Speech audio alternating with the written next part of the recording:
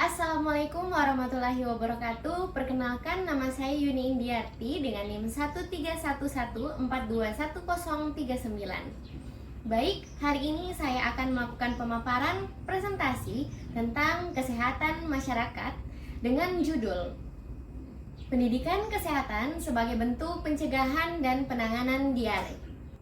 Nah, diare ini adalah penyakit yang paling sering dijumpai pada masyarakat, baik itu pada anak-anak ataupun orang dewasa. Nah, diare ini dia dapat menjadi suatu penyakit yang ringan, berat, bahkan bisa menimbulkan komplikasi yang sangat parah hingga menimbulkan kematian.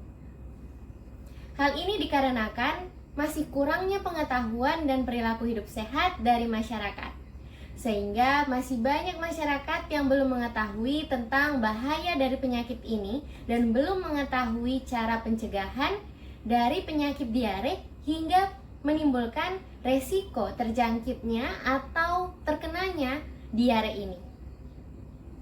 Nah, oleh karena itu masih perlu upaya peningkatan pengetahuan ke masyarakat tentang bahaya penyakit ini dan juga keterampilan dari masyarakat untuk dapat mencegah sejak dini penyakit diare.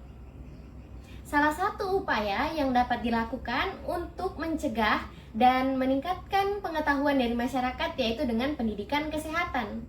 Sehingganya melalui video ini saya akan melakukan pendidikan kesehatan untuk membahas mengenai apa itu diare, bagaimana terjadinya diare, bagaimana penyebaran diare, dan apa penyebab diare serta gejala-gejala yang muncul saat orang tersebut mengalami diare.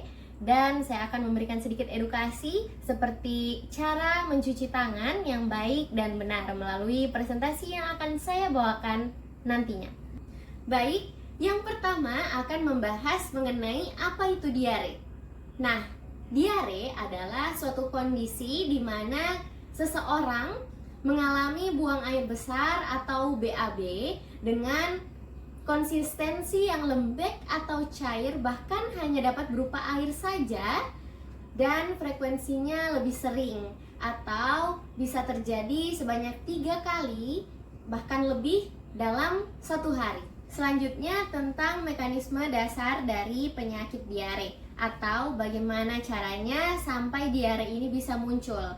Nah, diare ini dia disebabkan oleh gangguan osmotik atau makanan yang tidak dapat diserap, itu dia akan menyebabkan tekanan osmotik di dalam rongga usus dan terjadilah pergeseran antara air dan elektrolit dan akhirnya isi dari rongga usus ini dia berlebihan dan terjadilah diare. Selain itu juga menimbulkan gangguan sekresi akibat toksin di dinding usus. Oleh karena itu, sekresi dari air dan elektrolit itu ya meningkat atau berlebihan hingga timbullah diare. Lalu bagaimana dengan penyebaran penyakit diare ini? Nah, untuk di negara berkembang seperti di Indonesia, penyakit diare ini dia masih menjadi salah satu masalah kesehatan di masyarakat karena tingginya angka kematian dan angka kesakitan yang ada di masyarakat. Di Indonesia, bahkan penyakit diare ini dia merupakan penyebab kematian nomor 2 pada balita dan penyebab kematian nomor 5 pada orang dewasa.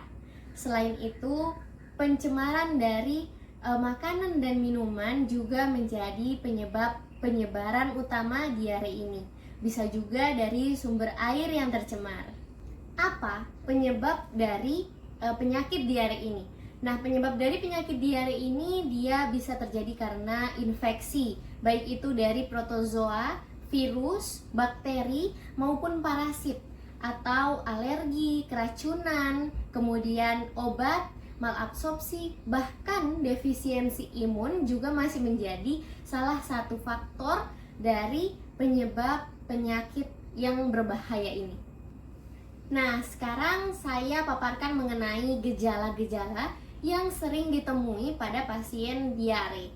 Nah, untuk pasien diare itu biasanya bayi dan anak itu dia akan mengalami cengeng atau gelisah, kemudian suhu tubuh mereka juga akan meningkat dan tinjanya akan berisi seperti cairan atau tinjanya lembek, kemudian akan mengalami muntah-muntah sehingga mengalami juga kehilangan cairan atau sering disebut dengan dehidrasi.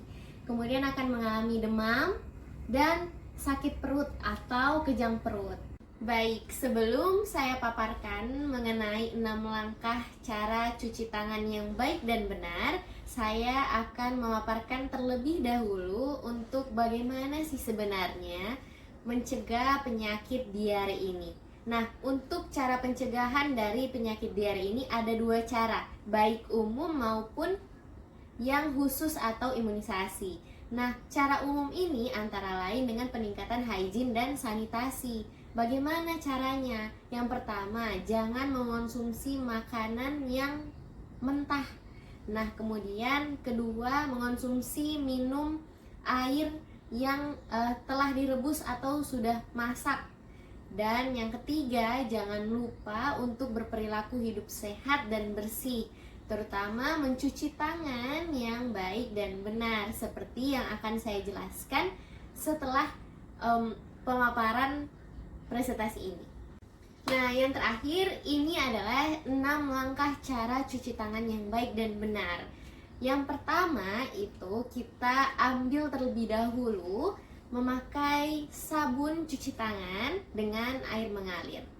Kemudian yang kedua, kita meletakkan tangan kita seperti ini, kedua tangan kita. Kedua, kita gosokkan sela-sela jari kita.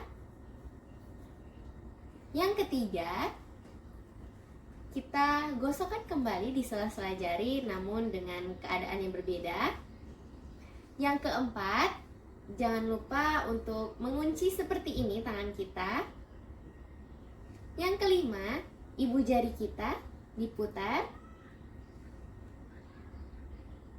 Dan yang keenam, kuku kita diputarkan di telapak jari, di kedua telapak jari. Lakukan sebaliknya. Jangan lupa untuk membasuh kembali tangan kita yang telah basah ini dengan tisu atau dengan kain yang bersih. Baik, mungkin dari saya hanya itu yang dapat saya berikan untuk kalian semua terkait pendidikan kesehatan sebagai bentuk pencegahan dan penanganan penyakit diare. Nah, semoga kita semua dapat terhindar dari penyakit yang berbahaya ini atau penyakit diare dan selalu berusaha untuk mencegah agar tidak terkena penyakit diare ini. Nah, wabillahi taufiq wal hidayah. Wassalamualaikum warahmatullahi wabarakatuh. Semoga bermanfaat.